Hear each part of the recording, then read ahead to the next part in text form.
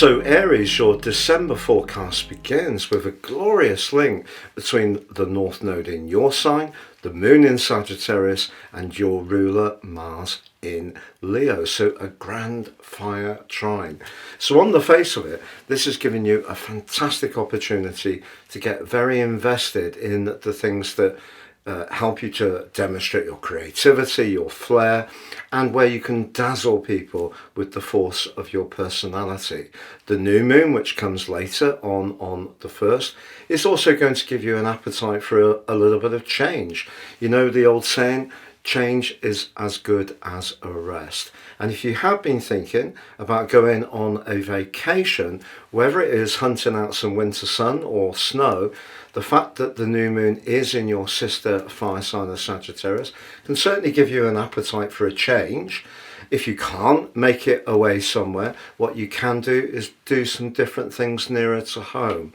And because the two planets involved in travel, Mercury and Jupiter, are in an opposition as this month begins, the delight that you would get from stimulating your senses by doing something a little bit more off the cuff can certainly be palpable. So there is a big push in some ways for you to be more experimenting. But what's maybe going to hold you back? Well, it's not me being a killjoy. It's just Saturn and also Neptune are deeply entrenched in your 12th house. And that can be to do with your own inner blockages. It could be to do with a lack of energy. It could be feeling that you don't quite have the inner spark to do these more dramatic and exciting things that the planets give you the opportunity to grasp. But that doesn't mean to say you can't do them. It is going to be a choice. But I feel if you are in a situation, whether it's professionally, around friendships or your interests, where you do just feel very penned in, I think the chances are you're either going to want to retreat, to think about it a little bit and digest some recent events, or you're going to want to pursue some different activities. And if so, why not? But also as this month begins, Venus at the top of your chart does suggest that if it's your work that you're wanting that change in, your people skills are still going to be very important. The 9th house can be about contracts, where that new moon is, but important to make sure that you get all your past experiences over in any kind of interview or presentation situation skillfully. But Venus and Uranus in the first week suggest you can think outside the box and blend your experience and knowledge with your people skills, and that could make you an exciting potential candidate. But on the 6th, if you are considering something to do with a contract or travel, just be aware that with Mercury still in its retrograde through to the middle of the month, the Sun and Mercury come into that cazimi. That will help you if you need to crystallize something to get a deeper understanding. Maybe it is going to be a meeting with a professional, an accountant, a solicitor. You can cut through and really get to the nub of what something's about. So that could be really helpful to you. But I think you are going to start this month in a pretty enthusiastic way, but just do keep an eye on past issues. If you are coming to terms with some losses that have occurred, or maybe it's a big part of your life, because Saturn is very much to do with the big wheel of time. Something you started many years ago may be coming to a natural conclusion, perhaps by the end of 25, and you may want to start 2026 in a fresh and different way. But your ruler, Mars, does go into that retrograde on the 6th. And Mars becoming or slowing down here does mean that if you have showed a bit more of an enterprising approach, particularly to your dating or social interactions, you could again just want to qualify that a little bit.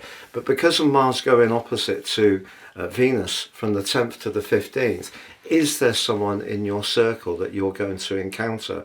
It may be by doing something completely different, going somewhere different, that you are going to connect to someone socially, and it can still be powerful despite that retrograde to your ruler. But if you are a particularly creative person, and being more proactive in that way as part of your desires, Mars slowing down does suggest that something that you've been working on may need some refinements. And that refinement process could go on through to the 18th of April.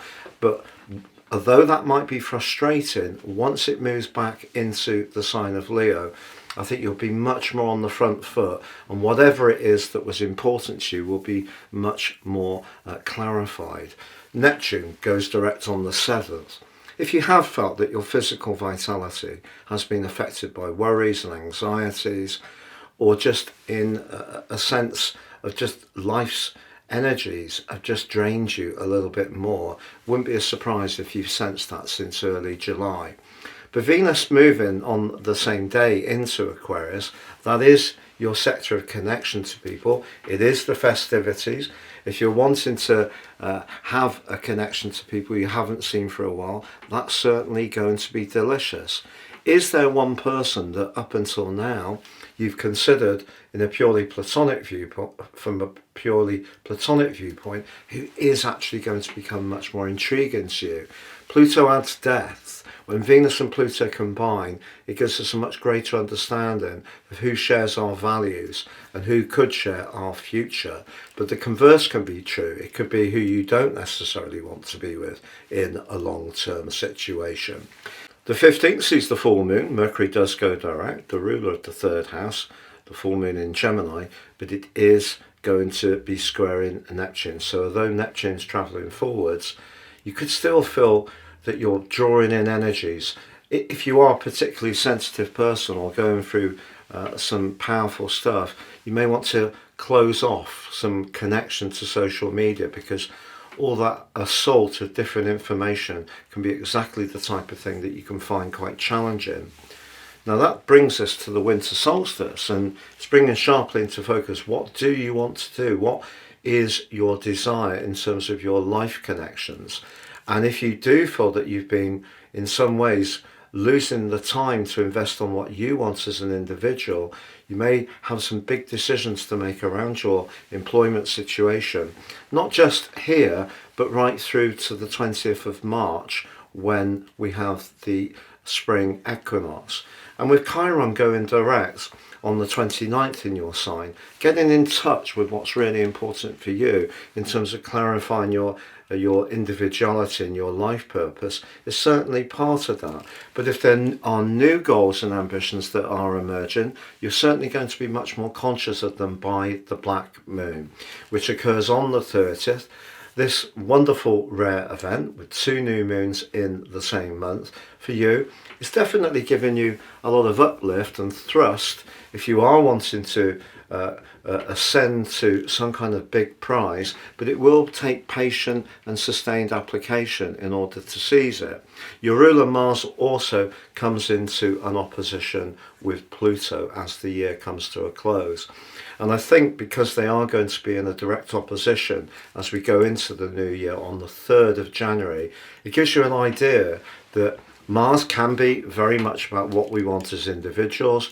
Pluto is very much about how things need to change. When the two are opposite, we can go for some kind of golden prize, but if in so doing it has an impact on someone else in a way which is not particularly pleasant for them, we may get that prize, but it could be at a cost. So there may be something you need to evaluate and weigh up very, very carefully if you are considering a big decision about a career shift, something to do with a property matter. And I wouldn't rush it, because Mars opposite Pluto can make us quite willful and perhaps could see us a bit tempted to speed up the process, whereas the good thing about the Sun in Capricorn and the new moon, it does encourage us to slow things down a little bit. So this is a month where your thrust, which you've had from the solar eclipse in your sign since July the 13th, the eclipse series in Aries, you're going to get one more, of course, this coming spring. has really given you a lot of appetite for self-expression and creativity. You can still go forwards with that because of that glorious fire grand trine right at the start of this month. But you do need to be aware that whatever you want to do as an individual has to fit in with your worldly interactions, paying the bills, as we all need to do. But social, I think there can be some great fun and some lovely connections to be made. But your deeper soul, anything to do with your past, or if there are any ailments or any impediments that you have psychologically, they could be quite powerful this month if you are wanting to make a change. And you could find yourself a bit caught between two options, but by the end of the month, the chance to clarify what you need to do will become much clearer. Please do check out your year 2025 deep dive video forecast by clicking on the link underneath this video. And do remember, Aries, that on Christmas Eve, of course, we do have that square between Saturn and Jupiter. So that really amplifies being conscious of what's going on psychologically, subconsciously, perhaps more to do with the past. So any conversations you have need to feed into a greater understanding of who you are now and what you need now. But you could, in some ways, feel a little bit penned in by some obligations that are ongoing from the past. Thank you so much. Have a great Christmas and a happy new year, and all the best for 2025.